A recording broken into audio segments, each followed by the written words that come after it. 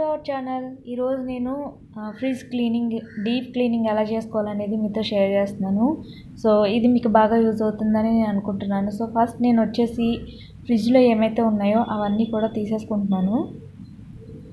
So మనకి ప్రతిసారి వాటర్తో క్లీనింగ్ అనేది అవ్వదు కదా. సో కాబట్టి మనం కొన్ని పార్ట్స్ అయితే తీసుకోగలుగుతాం. మిగతా ఇన్నర్ లోపలంతా కూడా డార్క్ మార్క్స్ ఏవైతే ఉన్నాయో వాటిని మనం కొంచెం క్లాత్తోని క్లీనింగ్ అనేది చేసుకోవాల్సి ఉంటుంది. వాటర్ పెట్టి క్లీన్ చేసుకోలేం కాబట్టి.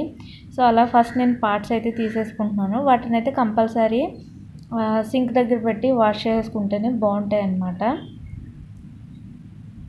సో ఈ విధంగా నేను మొత్తం లోపలైతే ఏమున్నాయో అవన్నీ కూడా తీసేసుకున్నాను. తీసుకున్న తర్వాత ఇక్కడ వీటిని అన్నింటినీ ప్లేట్స్, స్టీల్ ప్లేట్స్ని వాటిని అన్నింటినీ కూడా తీసేసుకుంటాను. ట్రేస్ అన్నీ కూడా ఉంటాయి కదా.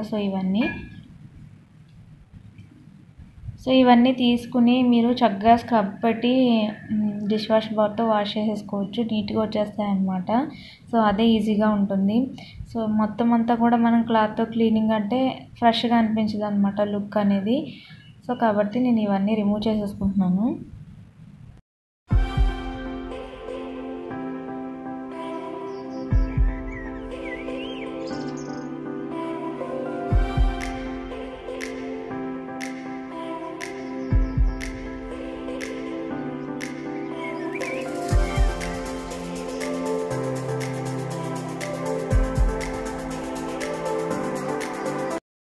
సో ఈ విధంగా నేను ప్లేట్స్ అన్నీ రిమూవ్ చేసుకున్నాను. ఇక్కడ చూసారు కదా, ఐస్ అనేది బాగా పట్టేసింది కాబట్టి నేను దీన్ని సో కరిగేంత వరకు కొంచెం వెయిట్ చేయాలన్నమాట.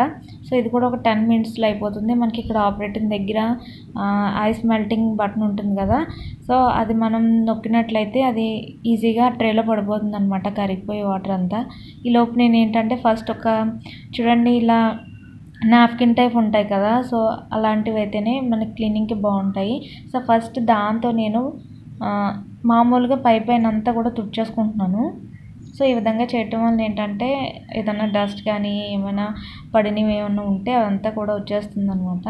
నాకు ఇక్కడ తీసేటప్పుడు కార్డ్ కూడా లీక్ అయింది. సో ఇదంతా కూడా లీక్ అయిన తర్వాత డ్రై అయిపోయింది అనమాట. సో అవి కూడా ఎక్కువగా స్ట్రాంగ్గా ఉన్నాయి. సో ఇలాంటి మార్క్స్ కూడా మనం ఎలా క్లీన్ చేసుకోవాలో చూపిస్తాను. ఫస్ట్ మనం బేకింగ్ సోడాని తీసుకుంటున్నాను. అలాగే ఒక హాఫ్ లెమన్ని ఇందులో కలిపి నేను మిక్స్ చేసుకుంటున్నాను. ఇది ఎందుకు అంటే ఫస్ట్ మనం దీంతో చేయటం వలన డార్క్ మార్క్స్ రిమూవ్ అవుతాయి. అండ్ అలాగే ఆ బ్యాడ్ స్మెల్ ఏదైతే ఉందో అది లేకుండా ఫ్రెష్గా ఉంటుందన్నమాట స్మెల్ అనేది. సో దానికోసం ఫస్ట్ మీరు ఇవి ఫ్రిడ్జ్ అంతా అప్లై చేయనవసరం లేదు. ఎక్కడైతే డ్రై అయిపోయాయో, ఏదైనా లీక్ అయినవి మిల్క్ కానీ సంథింగ్ ఏదైనా సరే వాటి చోట ఈ విధంగా చూడండి, ఇక్కడ లెమన్తోనే మీరు స్క్రబ్ చేసేసుకోండి. ఈ విధంగా అప్లై చేసేసి స్క్రబ్ చేసేస్తే అది మెత్తబడుతుంది అనమాట. బాగా డ్రై అయిపోయింది.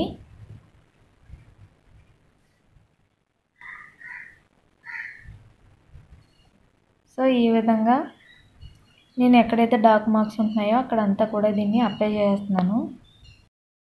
అప్లై చేసిన తర్వాత స్క్రబ్బర్ ఉంటుంది కదా, దాంతో మీరు వాటిని ఒకసారి ఈ విధంగా రబ్ చేసేస్తే మొత్తం వదిలిపోతుంది.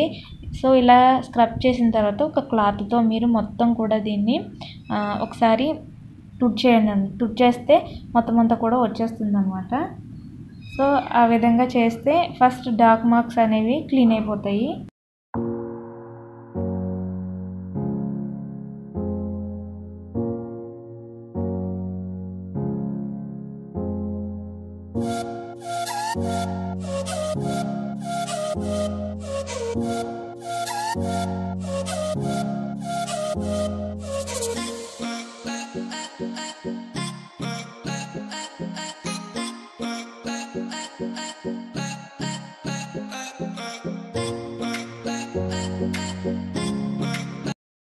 ఈ విధంగా క్లీన్ చేసిన తర్వాత క్లాత్తో అప్పుడు కొలీన్ ఉంటుంది కదా. సో కొలీన్తో మొత్తం స్ప్రే చేసేయాలి ఒకసారి. సో ఇది మొత్తం మనం లెమన్ అండ్ వంట సోడా అనేది మొత్తం అప్లై చేయలేదు కాబట్టి సో ఇప్పుడు మొత్తం టోటల్గా దీన్ని స్ప్రే చేసి మొత్తం అంతా కూడా మళ్ళీ క్లాత్తో ఒకసారి తుడుచుకోవాలన్నమాట. ఇలా తుడుచుకోవటం వలన ఇంకా మొత్తానికి నీట్గా క్లీన్గా వచ్చేస్తుంది ఈ లోపల ఫ్రిడ్జ్ అనేది. సో ఈ విధంగా మొత్తం కూడా మీరు ఈ విధంగా చేస్తే స్మెల్ కూడా పోతుంది, అలాగే ఫ్రిడ్జ్ అనేది నీట్గా కూడా ఉంటుంది, క్లీన్ అయిపోతుంది.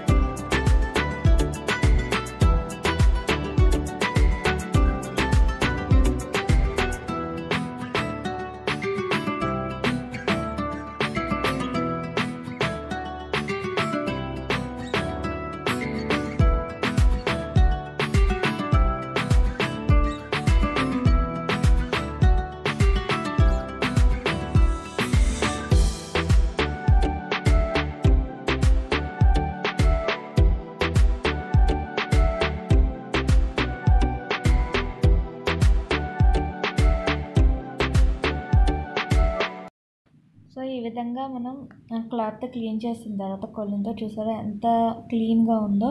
సో మార్క్స్ ఏవైతే ఉన్నాయో అవన్నీ పోయినాయి, అలాగే డ్రై అయిపోయినవి కూడా మార్క్స్ అనేవి పోయినాయి అనమాట.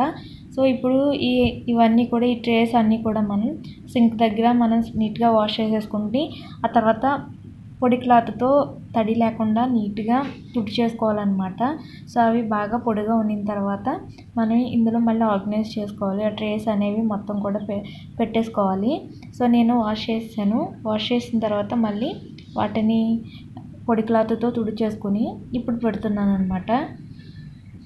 సో ఇలా చేయటం వలన మనకు కూడా నీట్గా కనిపిస్తుంది, ఫ్రెష్గా ఉంటుందన్నమాట. అలాగే ఫ్రూట్స్ కానీ వెజిటేబుల్స్ కానీ బ్యాడ్ స్మెల్ రాకుండా ఉంటాయి.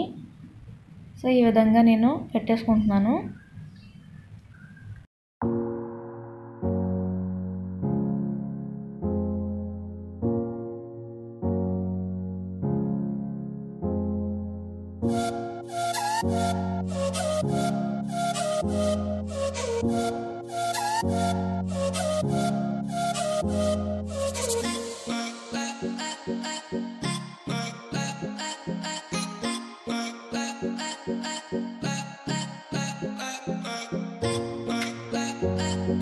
సో ఇప్పుడు వచ్చేసి నేను ఈ ట్రేస్ అనేవి మనకి తొందరగా పాడవకుండా ఉండడానికి ఇవి మనకి మార్కెట్లో అవైలబుల్గా దొరుకుతున్నాయి అన్నమాట.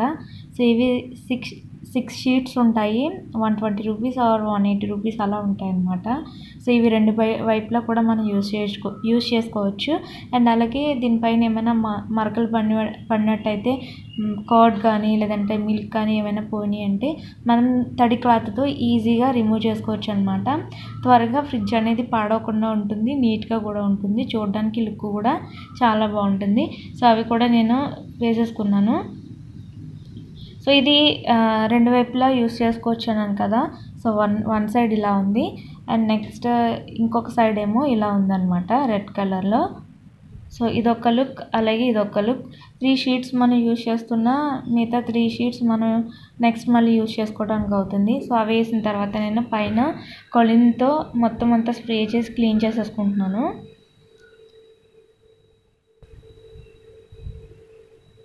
సో ఈ పైన అయితే మనం వీక్లీ 2 సార్లు అయినా సరే వీక్లీ 2 టైమ్స్ మనం కొలిన్తో స్ప్రే చేసుకుంటే సరిపోతుంది, నీట్గా ఉంటుంది. సో లోపలైతే మీకు ఎప్పుడైతే ఫ్రిడ్జ్ బాగాలేదనిపిస్తే అప్పుడు మీరు క్లీన్ చేసుకుంటూ ఉండాలి, లేదంటే బ్యాడ్ స్మెల్ అనేది ఎక్కువైపోతుంది, వెజిటేబుల్స్ అవి కూడా తొందరగా పాడైపోతాయి అన్నమాట. సో టోటల్లీ లుక్ వచ్చేసి ఇది. సో ఇది మీకు యూజ్ అవుతుందని నేను అనుకుంటున్నాను. ఇది చూసిన తర్వాత మీకు ఎలా అనిపించింది అనేది నాకు కామెంట్లో చెప్పండి. ఈ వీడియో మీకు నచ్చినట్లయితే సబ్స్క్రైబ్ కూడా చేయండి. Keep watching my channel.